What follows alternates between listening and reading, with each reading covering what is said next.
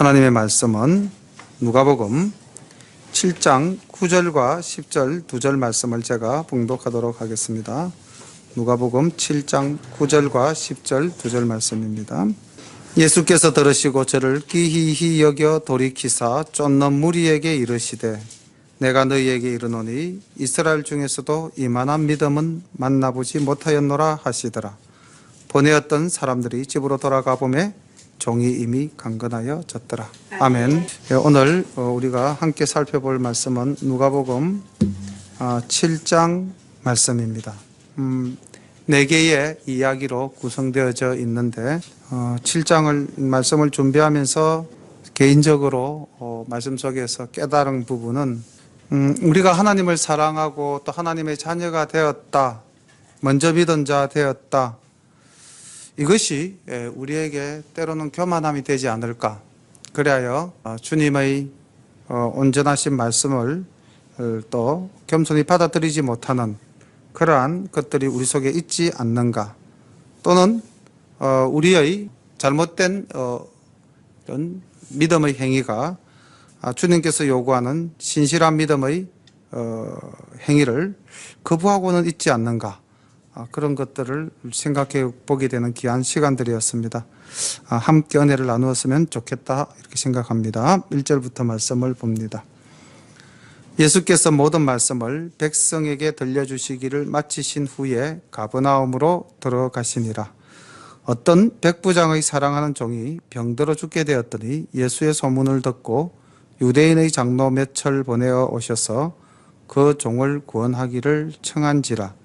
이에 저희가 예수께 나와 간절히 구하여 가로되 이 일을 하시는 것이 이 사람에게는 합당하니이다. 저가 우리 민족을 사랑하고 또한 우리를 위하여 회당을 지었나이다 하니 예수께서 함께 가실새 이에 그 집이 멀지 아니하며 백부장이 벗들을 보내어 가로되 주여 수고하지 마옵소서. 내 집에 들어오심을 나는 감당치 못하겠나이다. 그러므로 내가 주께 나아가기도 감당치 못할 줄을 알았나이다.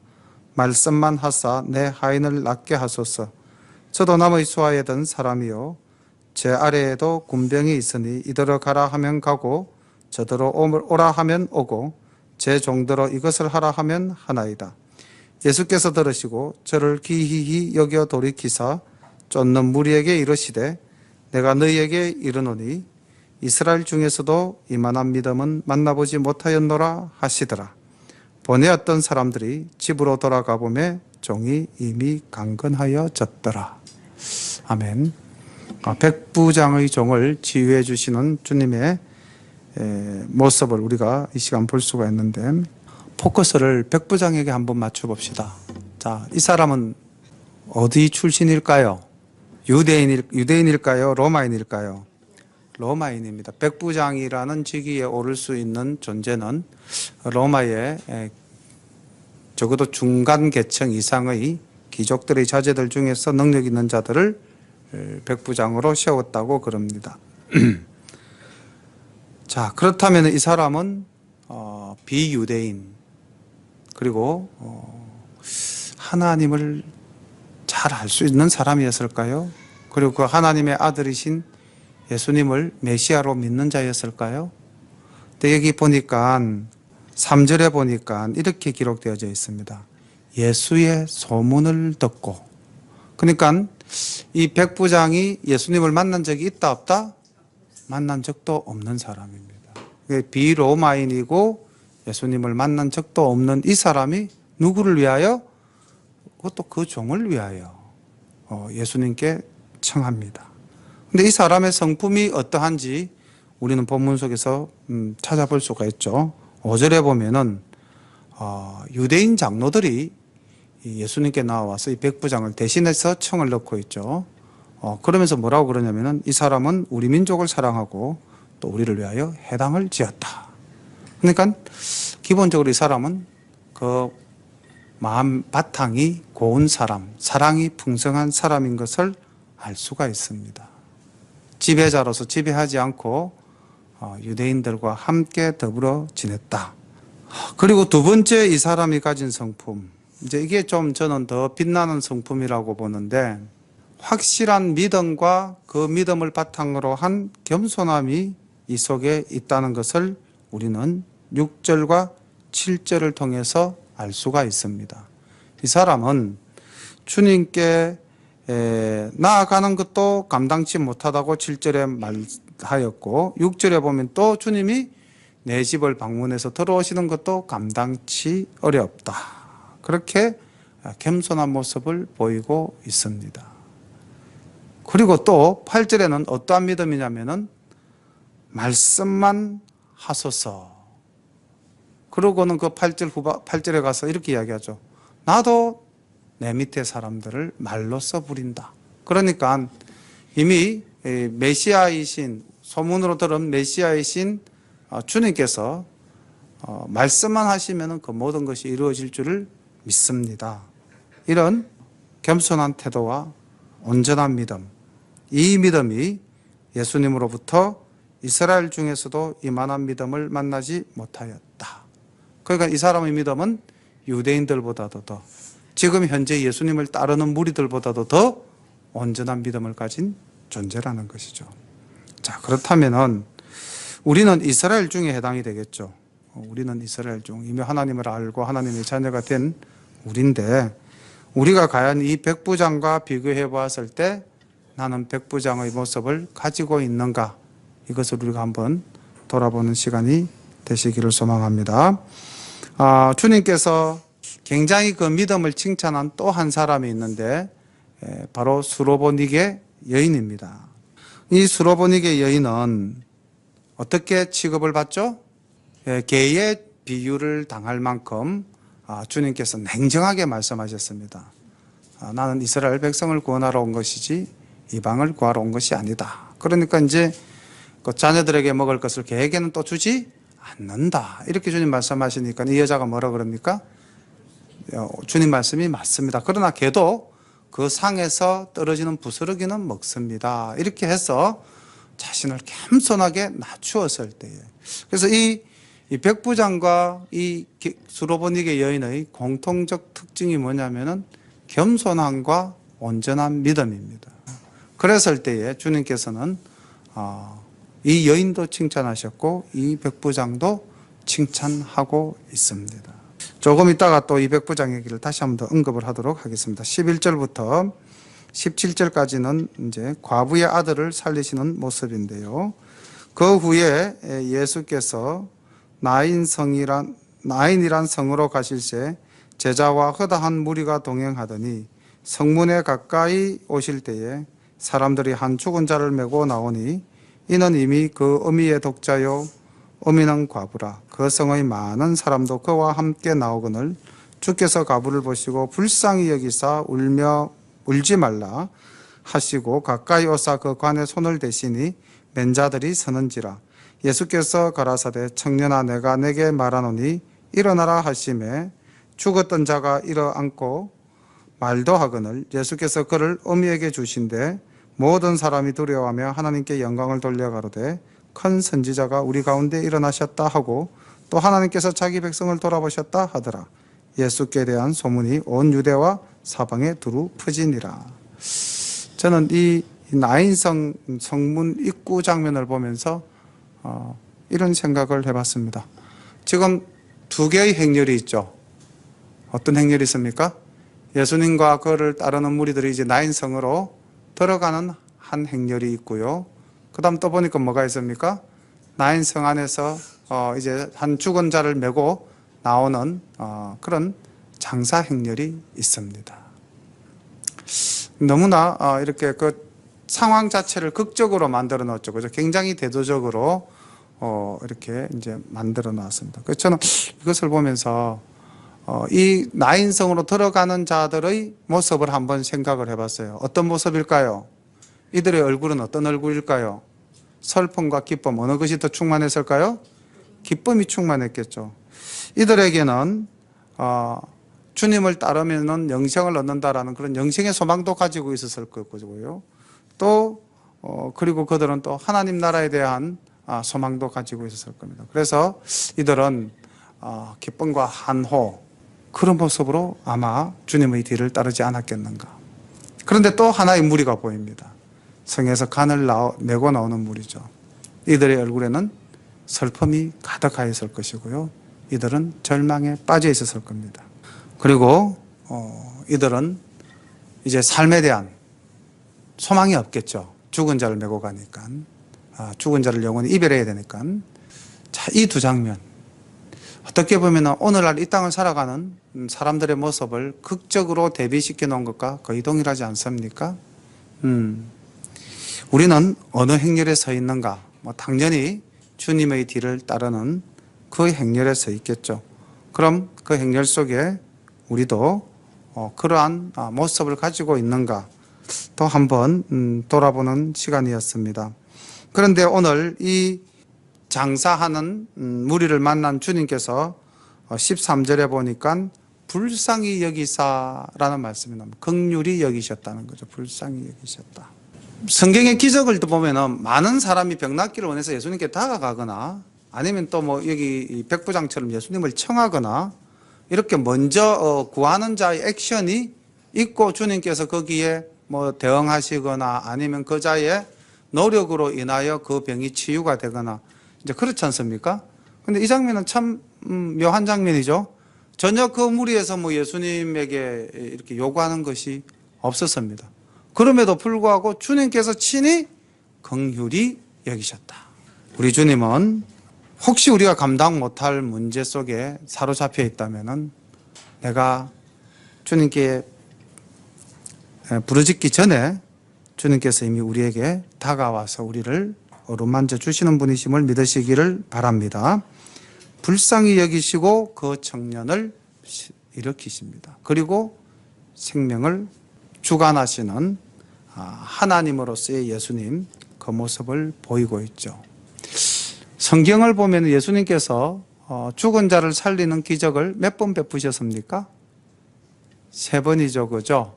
오늘 이 나인성 과부의 아들하고 야이로의 딸, 해당장 야이로의 딸이 죽게 되었는데 가다가 보니 죽었다는 증거가 오죠. 그죠? 그리고 또 누가 있습니까? 마리아의 오라버니 나사로. 이렇게 이제 3명의 그 죽은 자를 살리신 것은 우리 주님께서 하나님이심을, 생명을 주관하시는 하나님이심을 보여주시고 또 우리 주님께서 부활의 소망을 우리에게 또 이렇게 친히 보여주신 부분이다. 이렇게 볼 수도 있겠습니다. 자, 나인성 장면을 보고요. 그 다음 이 부분이 조금 난제인데 우리 한번 잘 살펴보도록 하겠습니다. 18절. 이제 요한과 예수님과의 이 오고 가는 대화인데 직접적인 대화가 아니라 중간에 대화를 전하는 무리가 있죠. 요한의 제자가 있습니다. 보겠습니다. 이 말씀을 보면서 요한이라는 이 사람의 심리, 어떤 심리였을까? 이것을 한번 잘 생각해 보시고, 요한은 어떠한 사람이라는 것을 우리가 잘 알잖아요. 그죠? 요한은 정말 예수님의 이 땅에 오심을 예비하고 선포한 자였죠. 그죠? 그렇게 본다면 그는 굉장한 신앙의 소유자일 수밖에 없습니다. 자, 그 요한의 마음을 우리 지금 한번 살펴보겠습니다. 35절까지 제가 쭉 봉독합니다. 요한의 제자들이 이 모든 일을 그에게 고하니 요한이 그 제자 중 둘을 불러 주께 보내어 가로되 줄을 한꺼 보십시오. 오실 그이가 당신이오니까 우리가 다른 일을 기다리오리까. 이 부분 줄을 한꺼 보십시오. 하라 하매 저희가 예수께 나아가 가로되 세례 요한이 우리를 보내어 당신께 말하기를 오실 그이가 당신이오니까 우리가 다른 일을 기다리오리까 하더이다 하니 마침 그 시에 예수께서 질병과 고통과 및 악귀 들린 자를 많이 고치시며 또 많은 소경을 보게 하신지라. 대답하여 가라사대 너희가 가서 보고 들은 것을 요한에게 고하되 소경이 보며 안전뱅이가 걸으며 문둥이가 깨끗함을 받으며 기머거리가 들으며 죽은 자가 살아나며 가난한 자에게 복음이 전파된다 하라. 누구든지 나를 인하여 실족하지 아니하는 자는 복이 있도다 하시니라. 여기서 일단 끊겠습니다. 자, 여기 조금 전에 제가 밑줄 거라는 부분에서 나타난 요한의 심리는 어떤 심리입니까? 의심하고 믿지 못함, 흔들림이죠. 확신하지 못함. 왜 그랬을까요? 요한과 예수님이 만난 적이 있습니까? 없습니까? 있죠. 예수님이 요한에게서 세례를 받았지 않았습니까? 그때 요한이 뭐라고 그랬습니까? 그렇죠. 내가 당신으로부터 세례를 받아야 하는데 내가 어떻게 감히 세례를 받겠습니까? 예수님 알아봤잖아요. 그렇죠. 그리고 또 선포하기를 나는 그분의 신발끈 매기도 부족한 사람이다. 이렇게 또 자기가 고백도 했었습니다. 그런데 그랬던 요한이 왜 이렇게 되었을까요? 제자를 보내면서 오실 거이가 당신이오니까 우리가 다른 일을 기다리오리까. 우리도 신앙생활을 한 번씩 하다 보면은 뭔가 이렇게 흔들릴 때가 있지 않습니까? 과연 주님이 우리 문제를 해결해 주실까? 내가 이 상황을 극복해낼 수 있을까? 믿음으로 우리가 이 상황을 이겨낼 수 있을까? 흔들린다는 거죠. 요한에게 왜 이런 상황이 만들어졌을까? 먼저 역사적 배경을 보면은 요한은 헤롯이 그 동생 빌립의 아내를 취한 것을 직고했다가 지금 옥에 갇혀 있는 몸입니다. 그리고 요한이 기다린 메시아는 어떤 메시아였을까요? 왕으로 오시는 예수님. 그때 그 왕은 어떤 왕이었을까요? 이스라엘을 정치적으로 군사적으로 구원하고 그다음 이방 무리를 심판하시는, 구약에서 나타나시는 심판하시는 하나님으로 혹 생각하지는 않았을까? 구약의 마지막 선지자이니까.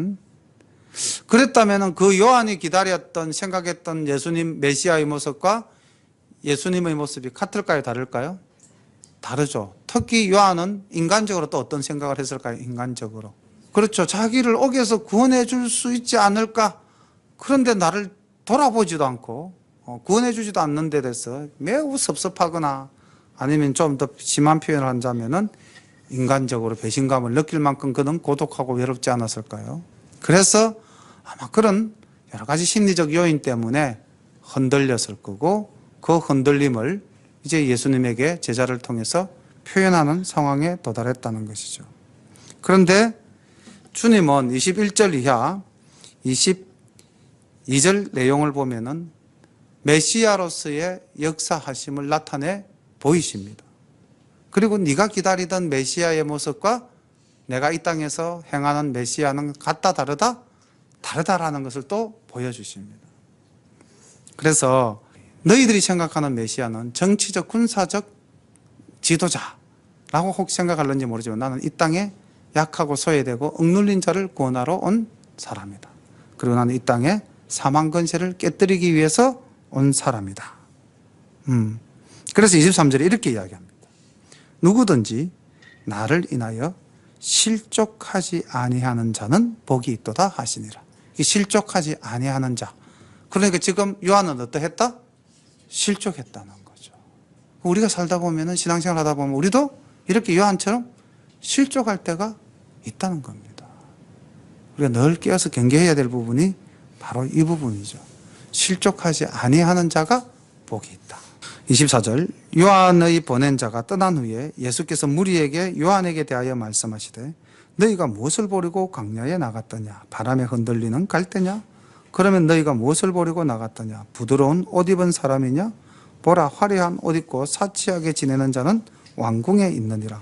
그러면 너희가 무엇을 보려고 나갔더냐? 선지자냐? 옳다. 내가 너희에게 이르노니 선지자보다도 나은 자니라.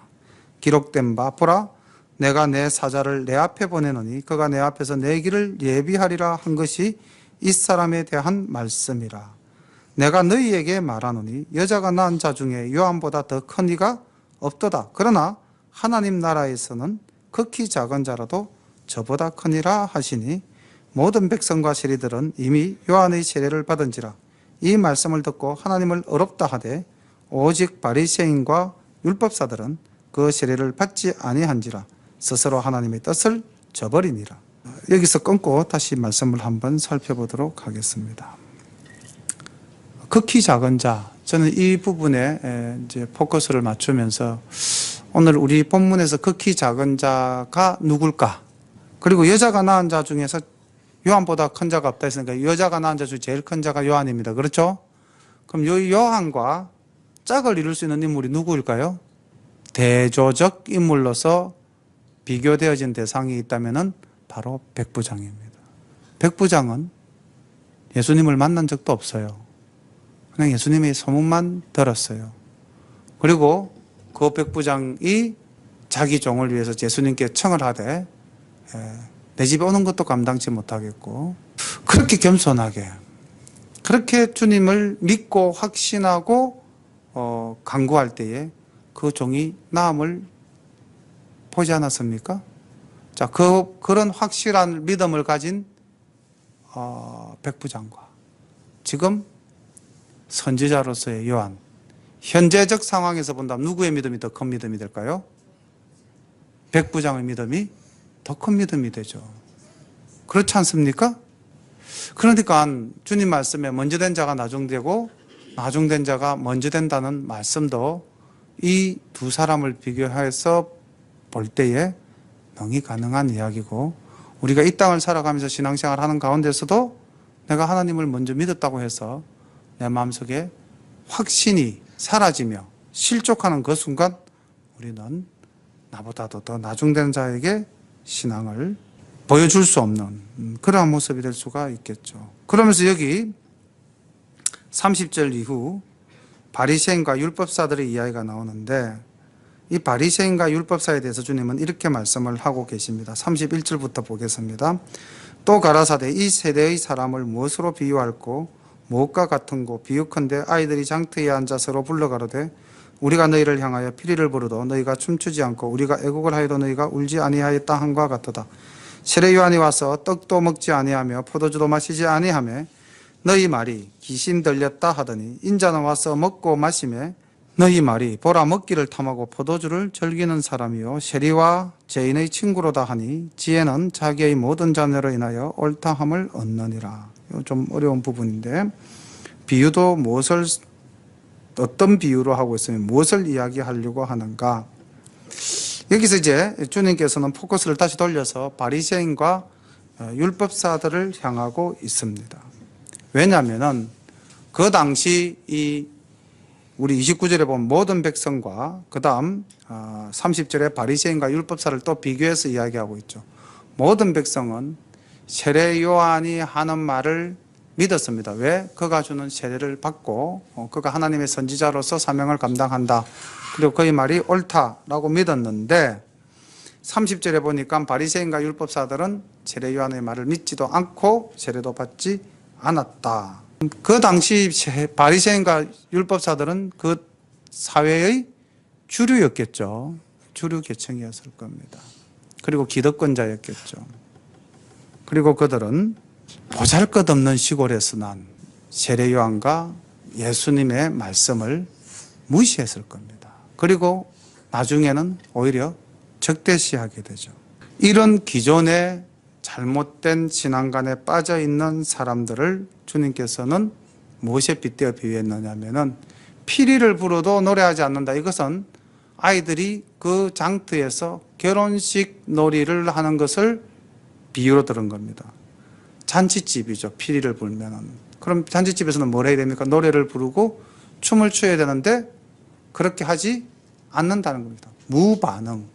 그 다음 또 뭐라고 하냐면 애곡을 한다. 이건 어느 집인 것 같습니까? 초상집 같죠. 그죠? 장례식 놀이를 하는 겁니다. 그런데도 울지 않는다. 그러니까 세례 요한이 와서 회개를 외쳐도 회개하지 않았다. 자기 죄에 대해서 애통해하지 않는 모습.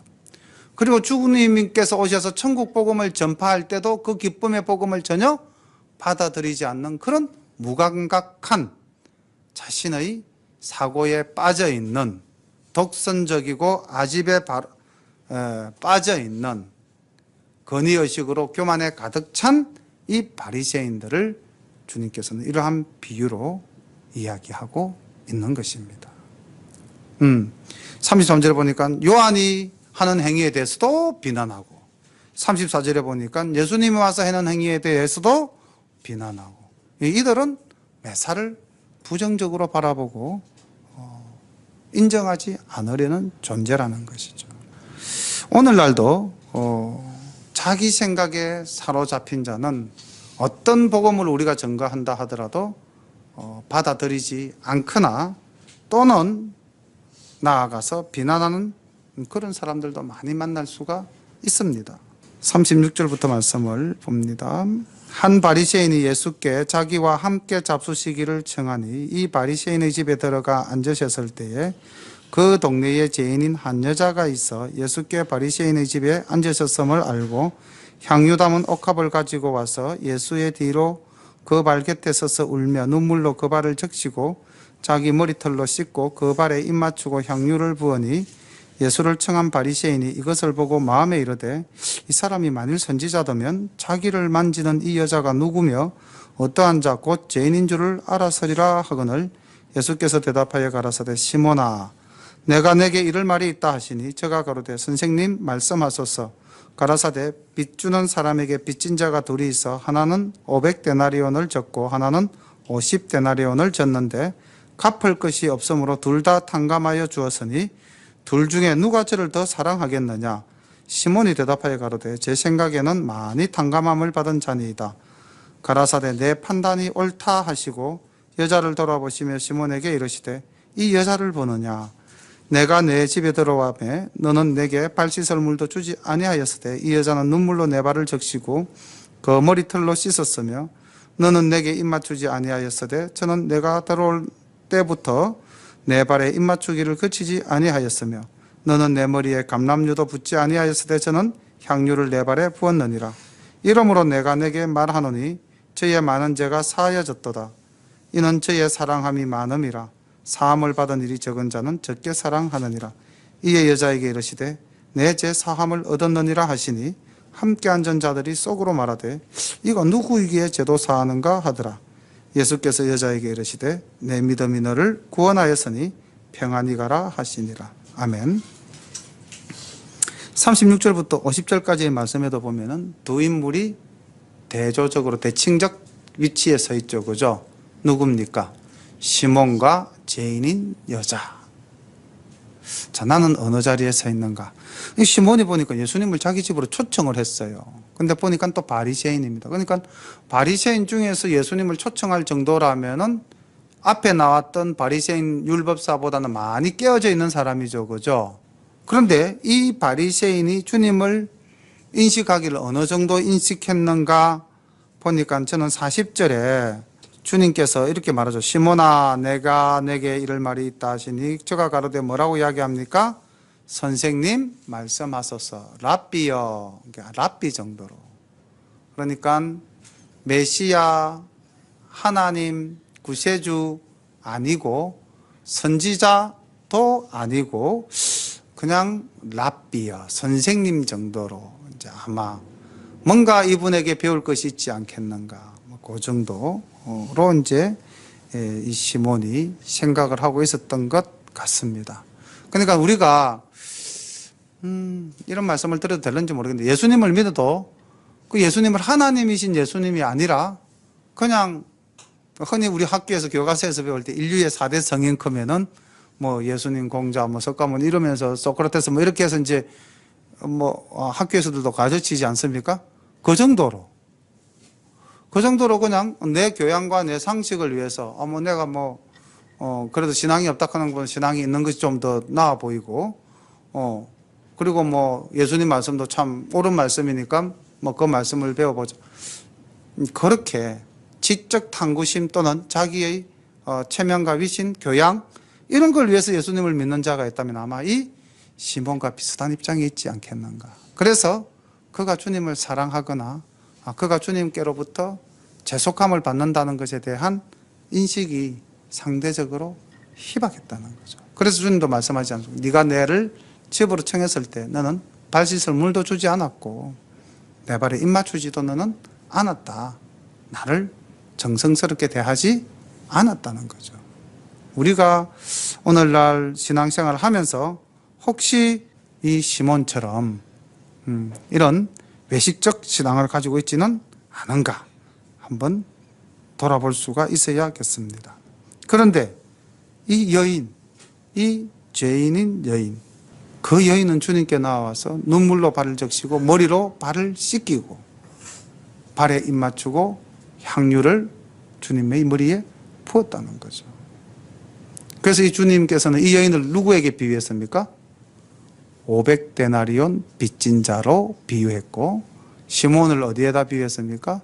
50데나리온 빚진 자로 비유한 거죠. 그러면서 주님께서 뭐라고 말씀을 하셨냐면은 47절에 이렇게 말씀하십니다. 내가 내게 말하노니 저의 많은 죄가 사하여 졌도다. 그리고 이는 저의 사랑함이 많음이라. 굉장히 역설적인 표현입니다. 우리 흔히들 이런 말씀 쓰기도 하죠. 죄가 많은 곳에 은혜가 풍성하다. 그런 말 쓰지 않습니까? 그죠? 근데 아마 지금 이 상황이 그런 것 같아요. 이 죄인인 여인에게 주님의 사랑이 풍성히 내리진 거예요. 그리고 이 죄인에게는 기본적으로 뭐가 있었다? 회개의 눈물이 있었다는 겁니다. 자기를 돌아보고 자기를 정확하게 파악하고 있었다는 겁니다. 근데 시몬은 분명히 그것도 죄인이죠. 그런데 자기의 죄에 대한 깨달음이 없었다는 겁니다. 그리고 주님을 사랑함이 적었다는 겁니다. 그래서 47절 후반부에 이렇게 되어 있죠. 사함을 받은 일이 적은 자는 적게 사랑하느니라. 자, 그럼 우리는 어느 자리에 있습니까? 우리는 내가 죄가 많다고 주님께 고백하고 눈물로 주님께 기도할 때 그 주님께서 주시는 풍성한 은혜를 받아 누리는 존재인가? 아니면 나는 어렵고 나는 잘 살고 있고 나는 주님 앞에 감추인 것이 적기 때문에 그렇게 회개할 것이 없다. 그렇게 해서 주님의 은혜도 적게 받아 누리고 있는 건가? 그래서 정말로 우리가 오늘 이 백부장이나 또 이 죄인인 여인이나 이 두 사람을 볼 때는 지극히 겸손하고 자기 고백적이었다. 그리고 주님에 대한 믿음이 풍성한 사람이었다. 이렇게 보니 50절 주님의 말씀이 이렇게 우리에게 와닿죠. 내 믿음이 너를 구원하였으니 평안히 가라. 우리가 오늘날 우리의 삶을 평안히 살기를, 평안히 지내기를 추구한다면 우리는 좀 더 겸손하고 신실한 믿음으로 주님 앞에 고백하는 그러한 신앙의 소유자가 되어야 될 줄로 믿습니다. 우리 사랑하는 열린가족 성도님들의 큰 믿음으로, 큰 사랑으로 큰 은혜를 받아 누리시기를 바랍니다. 기도드립니다. 사랑의 아버지 하나님, 많은 것을 가졌지만은 그러나 그 가진 것을 가지고 선하게 사용한 백부장, 지배자로서 군림하지 않고 이웃을 돌아보며 사랑하였던 백부장, 주님의 소문만을 듣고도 주님의 능력을 믿고 의지한 백부장, 하나님 아버지, 그 백부장을 닮고 싶습니다. 아버지 하나님, 나는 죄가 너무 많습니다. 그래서 주님 앞에 감히 서기도 어렵습니다. 주님 뒤로 조용히 돌아 들어와 눈물로 주님의 발을 적시고 주님의 발에 입 맞추며 주님께 내 죄를 고백하며 주님으로부터 사함을 받기를 간절히 바라는 그 여인의 믿음을 본받고 싶습니다. 하나님 아버지, 혹 우리가 바리새인 시몬과 같을까? 바리새인과 율법사와 같을까? 심히 두렵습니다.